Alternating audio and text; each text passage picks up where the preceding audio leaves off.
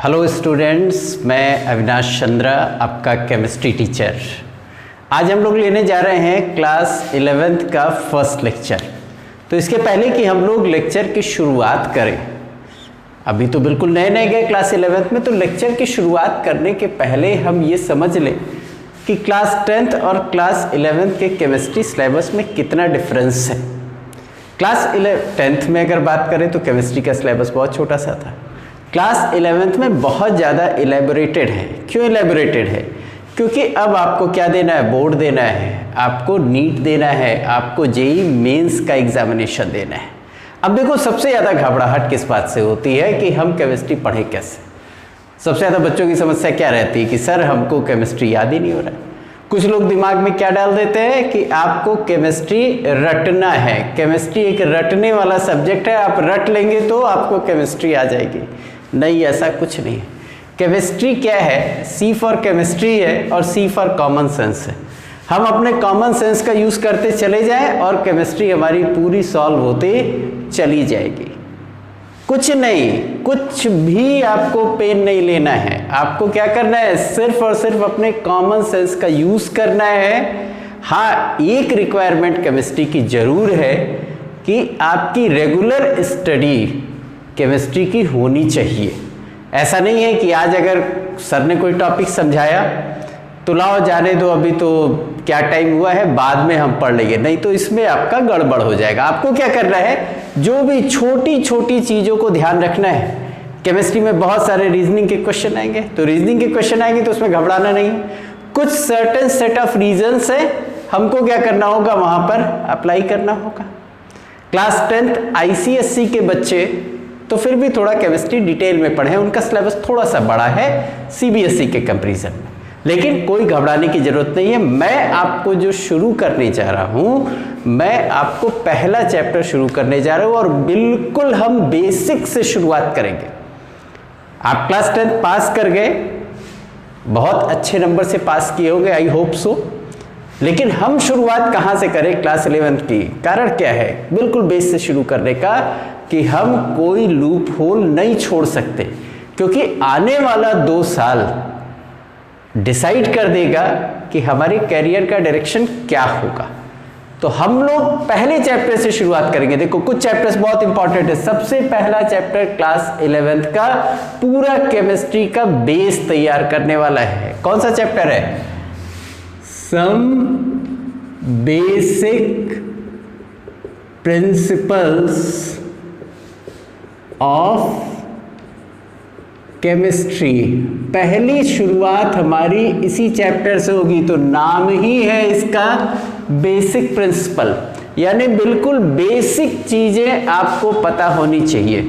देखो, हम बहुत आराम आराम से चलेंगे, आपको बिल्कुल भी घबराने की जरूरत नहीं है। एक ही लेक्चर को आप 3-4 बार रिपीट करो, रिपीट करके आप उसको देखो, बार बार आप उसको रिपीट करो। कोई डाउट रहता है आप कमेंट सेक्शन में लिखो। तो हम बिल्कुल शुरू से शुरू करेंगे, जहां से शुरुआत होती है, और एक एक स्टेप आगे बढ़ेंगे। हम आपको पूरा डिटेल में बताएंगे, न्यूमेरिकल भी हम आपको यहाँ सॉल्व करके दिखाएंगे। तो आपको घबराना बिल्कुल नहीं है। प्रॉपरली नोट्स बनाते चलिए और आपका काम आसान होता चला जाएगा। तो चलो हम लोग सबसे पहले शुरुआत करते हैं, बिल्कुल बेसिक शुरुआत करते हैं। किससे? एटम की डेफिनेशन से और मॉलिक्यूल की डेफिनेशन से। यहीं से हम लोग शुरू करेंगे, एटम की डेफिनेशन और मॉलिक्यूल की डेफिनेशन। एटम किसको कहते हैं? आप सबने पढ़ा है, बहुत सारे बच्चों को याद भी होगा कि एटम किसको कहते हैं। इट इज एटम, डेफिनेशन क्या होगी? It is smallest particle, it is smallest particle of an element, it is smallest particle of an element which takes part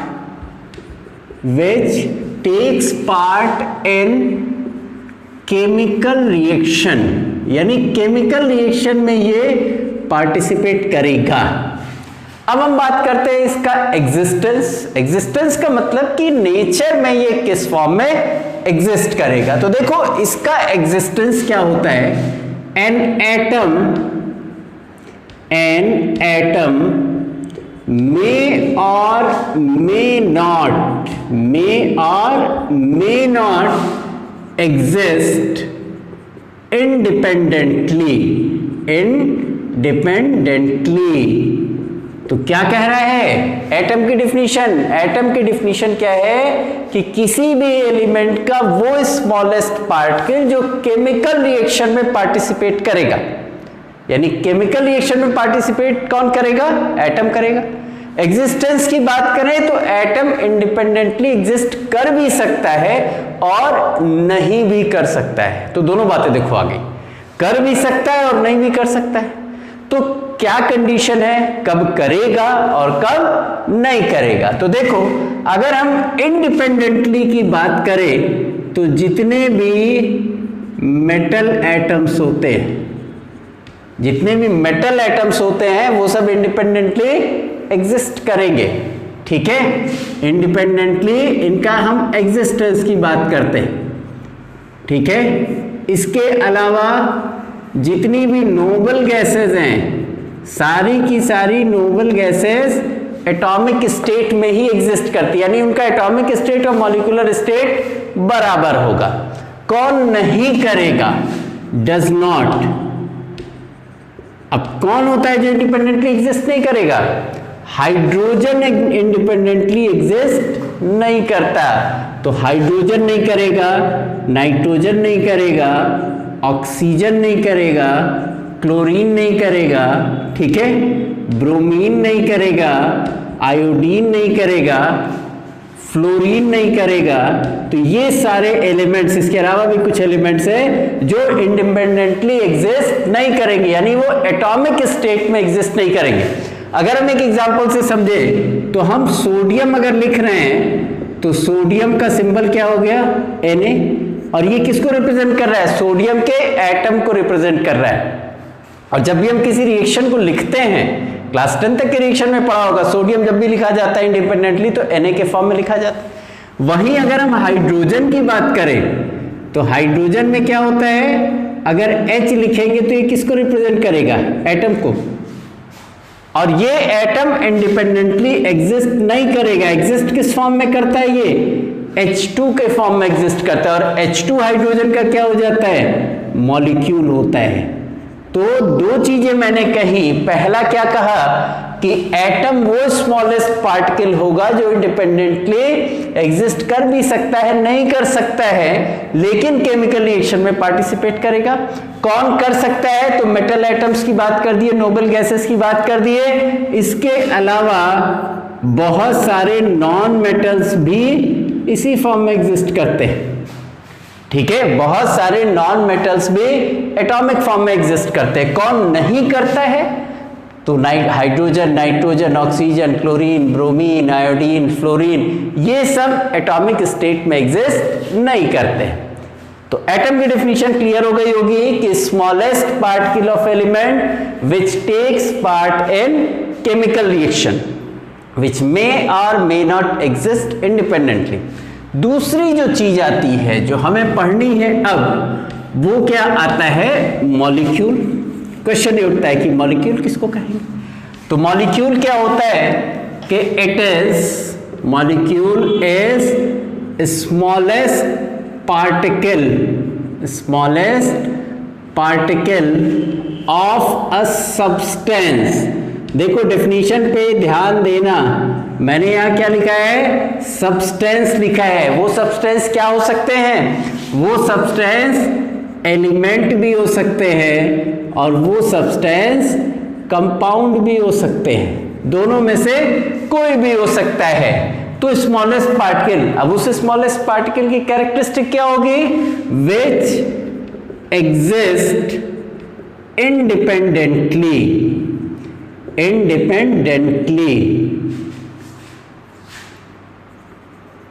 अब ये डेफिनेशन मुझे बताने की यहां पर जरूरत क्यों पड़ी? क्लास 11th है, दिमाग में आ सकता है कि सर एटम मॉलिक्यूल के बारे में पढ़े, तो अब क्या होगा, देखो यहां पहले हम थोड़ा सा डिफरेंस क्रिएट कर लें। अगर हमने सोडियम की बात की, अब यहां देखो हम क्या करते हैं, एक छोटा सा चार्ट बना देते हैं एटम और मॉलिक्यूल का, ठीक है।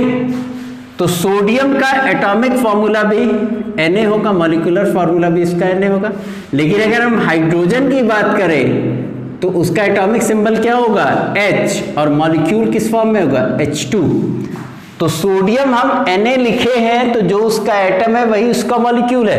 लेकिन जब हम हाइड्रोजन की बात करेंगे तो जब हम H को काउंट करते हैं तो H क्या कहलाता है, एटम कहलाता है, और H2 क्या कहलाता है, मॉलिक्यूल कहलाता है। अब क्यों एटम और मॉलिक्यूल को हमें पढ़ना पड़ा, ये थोड़ा सा आइडिया होगा कि इस चैप्टर में मोल कॉन्सेप्ट के बारे में बहुत ज़्यादा है।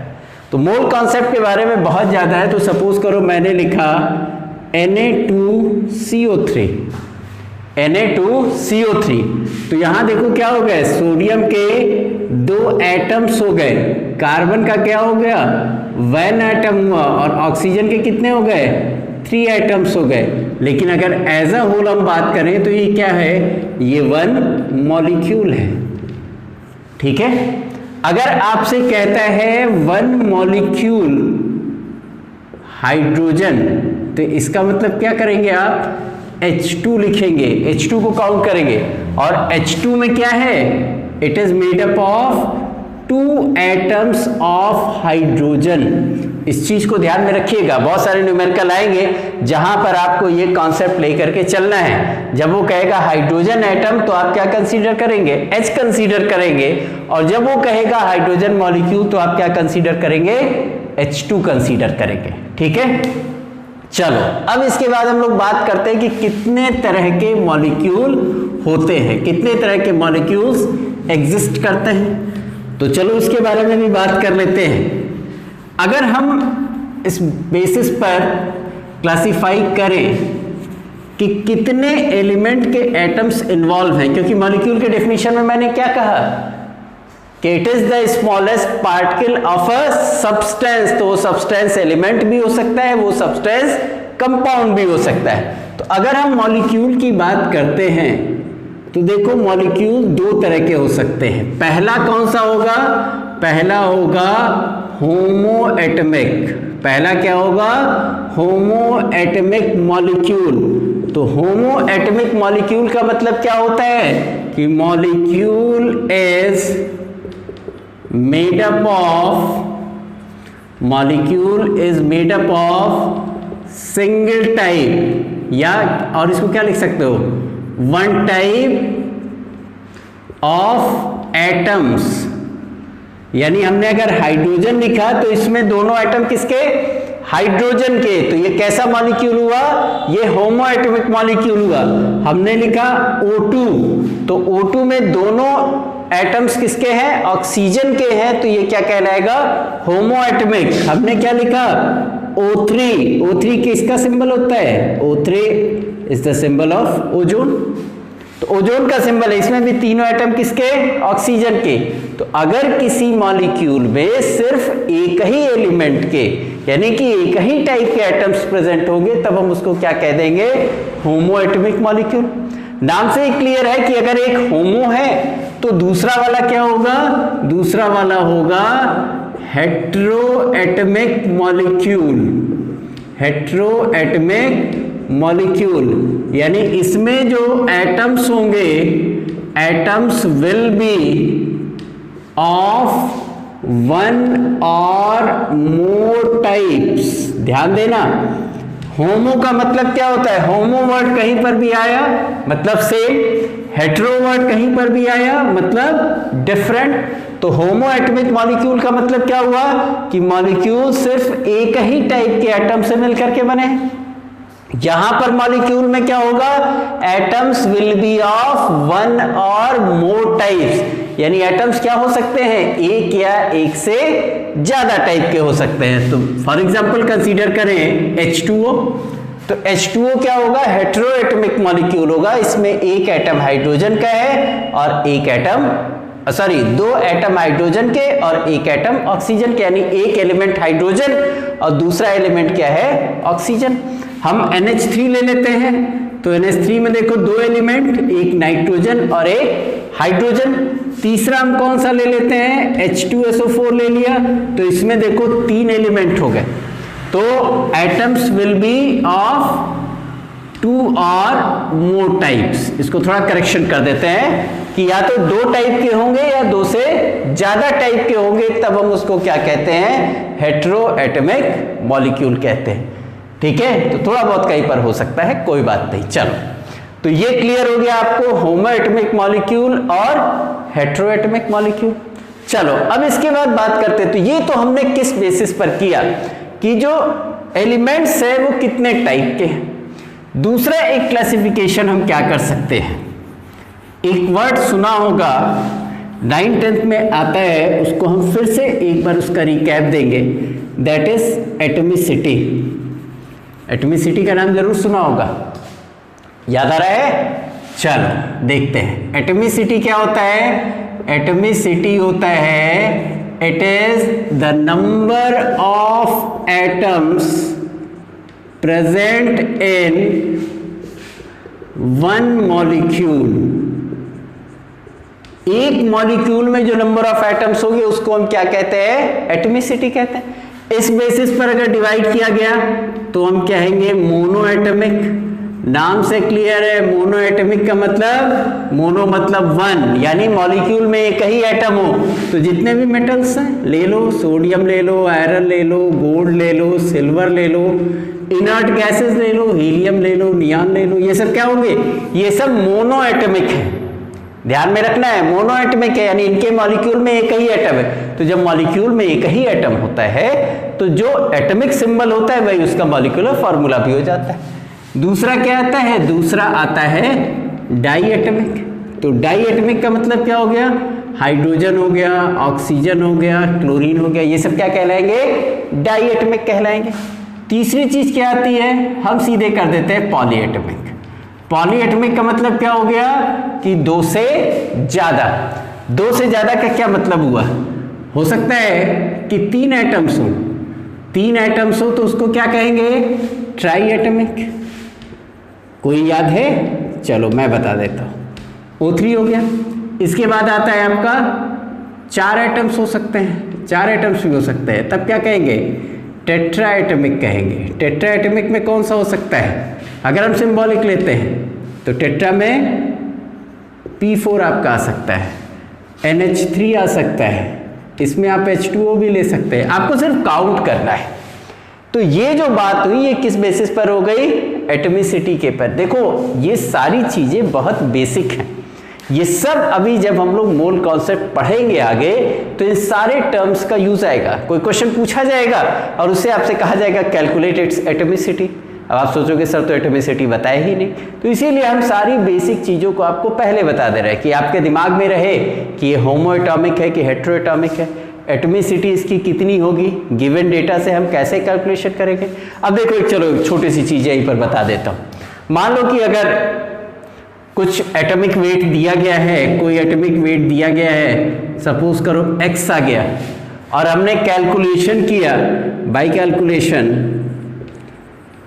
कैलकुलेशन इसका जो मॉलिक्यूलर वेट आया वो आया 4x। क्या आ गया, 4x। ये हम एक छोटा सा एग्जांपल दे रहा है कि कैसे होगा, कि मान लो क्वेश्चन में गिवन है कि गिवन एलिमेंट का एटॉमिक वेट कितना है, x है, और कुछ डेटास दिए गए, उन डेटास के बेसिस पर कैलकुलेशन की और मॉलिक्यूलर वेट क्या निकाल दिया हमने, 4x। अब उसमें एक पूछ लिया क्वेश्चन कि calculate the atomicity of element. तो अगर एटॉमिसिटी निकालनी है तो एटॉमिसिटी इज इक्वल टू क्या होता है, molecular weight upon atomic weight. बिल्कुल दिमाग में बैठा लेना, एटॉमिसिटी इज इक्वल टू क्या हो जाएगा, molecular weight upon atomic weight. तो एटॉमिसिटी का ये इंपॉर्टेंस है और ये उसका कॉन्सेप्ट है कि एक मॉलिक्यूल में जितने एटम्स हो गए वो हो गए उसकी एटॉमिसिटी।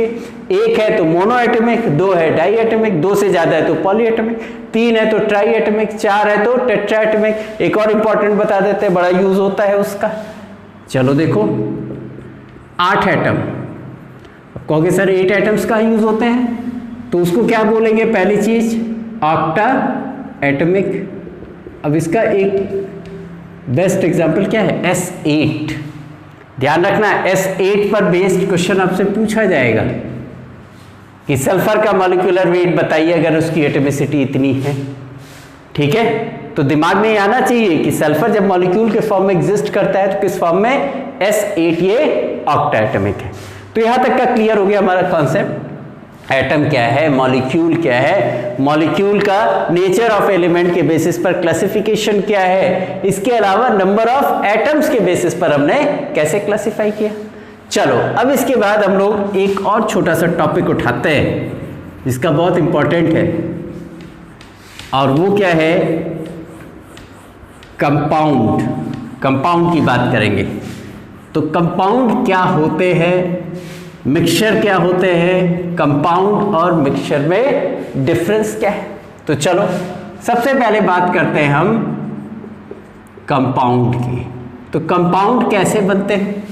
कंपाउंड किससे बनते हैं? बाय कॉम्बिनेशन ऑफ 2 और मोर एलिमेंट्स, या एलिमेंट्स की वजह 2 और मोर एटम्स करो ऑफ एलिमेंट्स। अब कंडीशन क्या है?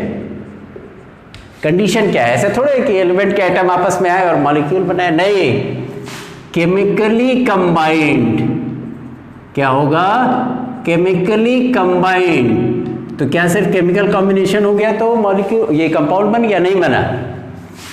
तीसरी कंडीशन क्या होनी चाहिए? Fixed ratio by wait.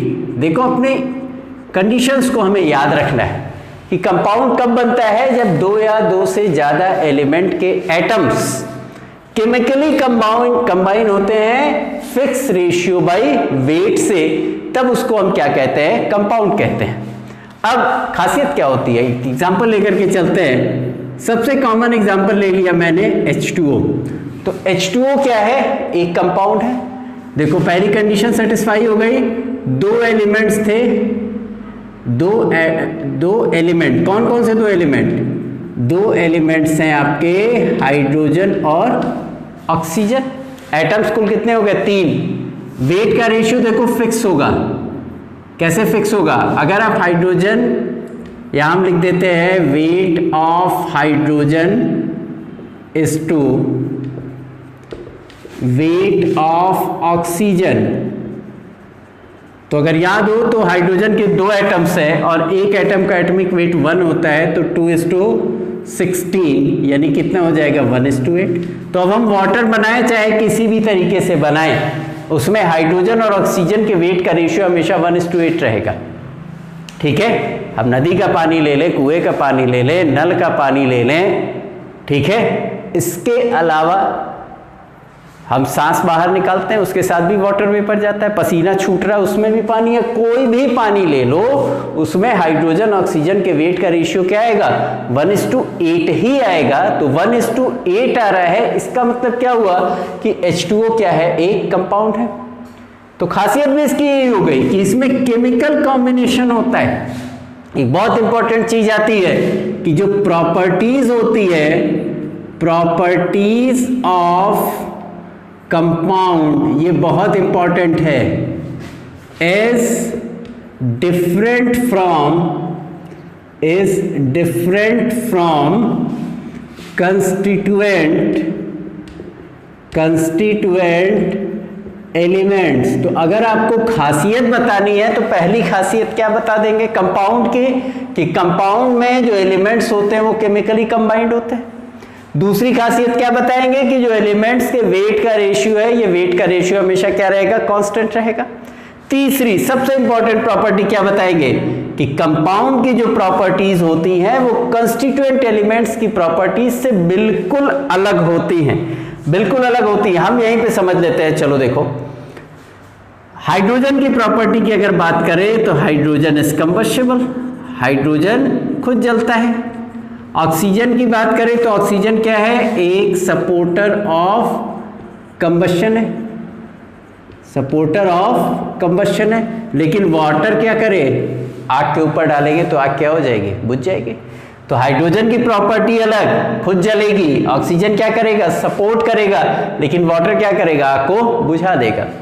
एक और इंपॉर्टेंट प्रॉपर्टी आती है, तो प्रॉपर्टीज की बात करें तो देखो 3 चीजें हो गई। चौथी चीज क्या है, constituent particles can be separated by chemical methods only, तो इतना ध्यान देना है, बहुत जरूरी है। H2O में अगर हाइड्रोजन ऑक्सीजन अलग करना है तो हम हाइड्रोजन ऑक्सीजन को एक दूसरे से अलग नहीं कर सकते। हम गर्म कर दें, कितना भी गर्म कर दें वो इवेपोरेट हो जाएगा 100 पे, लेकिन हाइड्रोजन ऑक्सीजन अलग नहीं होंगे। कितना भी डंडा लेकर के पीटे, हाइड्रोजन ऑक्सीजन अलग नहीं होंगे। कैसे अलग होंगे, जब हम केमिकल मेथड्स अप्लाई करेंगे तब हाइड्रोजन ऑक्सीजन अलग होंगे। तो ये खासियत किसकी हो गई, कंपाउंड की हो गई। दूसरी चीज क्या आती है, इसके बाद दूसरी चीज आती है मिक्सचर। अब देखो मिक्सचर की अगर बात की जाए तो कंपाउंड और मिक्सचर में बहुत ज़्यादा डिफरेंस है। मिक्सचर में क्या होता है कि हम 2 या 2 से ज़्यादा सब्सटेंसेस को लेंगे और किसी भी रेशियो में हम उसको मिक्स कर देंगे।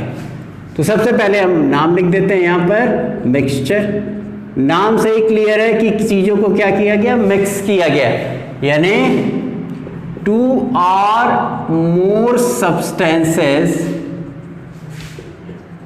or more substances are mixed।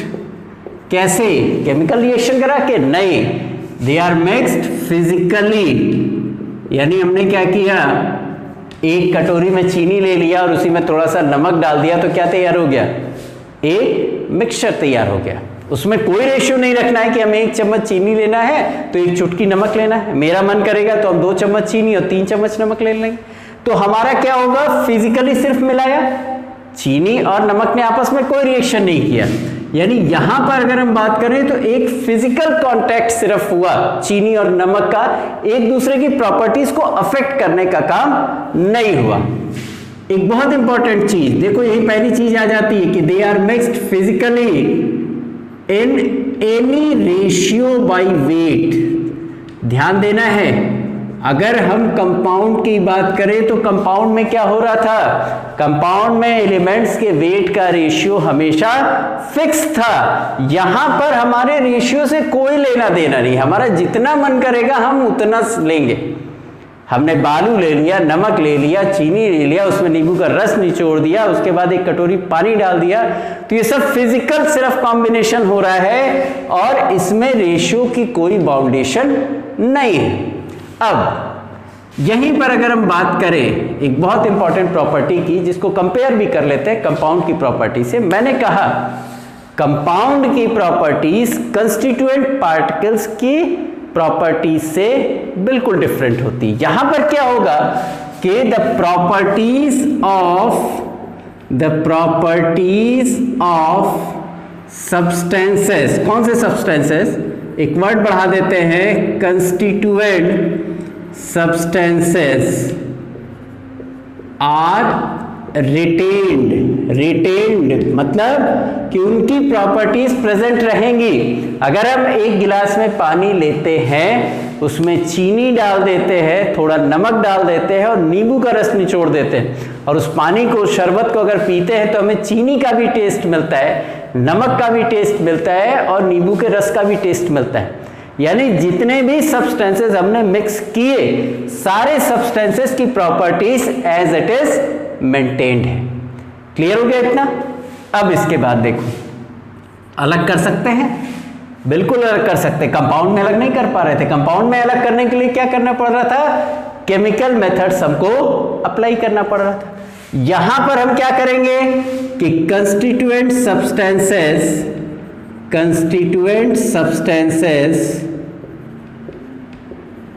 Can be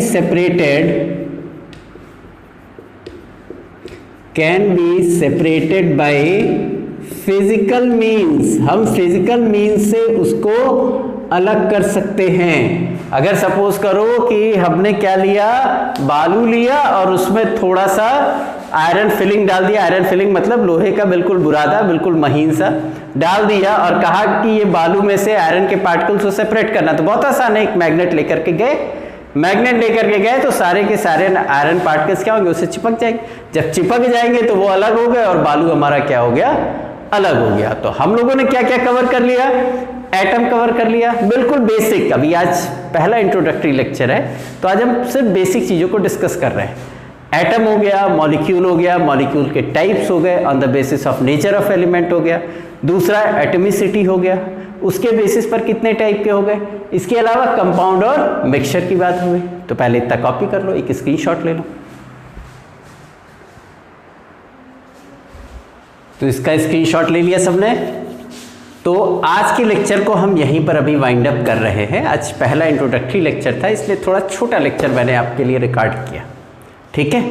अगले लेक्चर से हम लोग थोड़ा अब और ऊपर की चीज़ें पढ़ेंगे। आज मैंने इसीलिए कहा कि थोड़ी थोड़ी बेसिक चीज़ें हम जान लें, क्योंकि होगा क्या बेटा कि जब हम न्यूमेरिकल लगाएंगे, मूल कॉन्सेप्ट 3 लाइन का कॉन्सेप्ट है, सिर्फ 3 लाइन का कॉन्सेप्ट है, उस पर मोर देन 100 टाइप्स के क्वेश्चंस बन जाते हैं और उसमें इन सारी चीज़ों का, छोटी छोटी चीज़ों का यूज़ आएगा। तो अब आप पहले इस लेक्चर को ध्यान से देखिए, स्क्रीनशॉट ले लीजिए, नोट्स बना लीजिए, सारा काम कंप्लीट कर लीजिए और फिर जब अगले लेक्चर में मिलेंगे तब हम लोग आगे का शुरू करेंगे।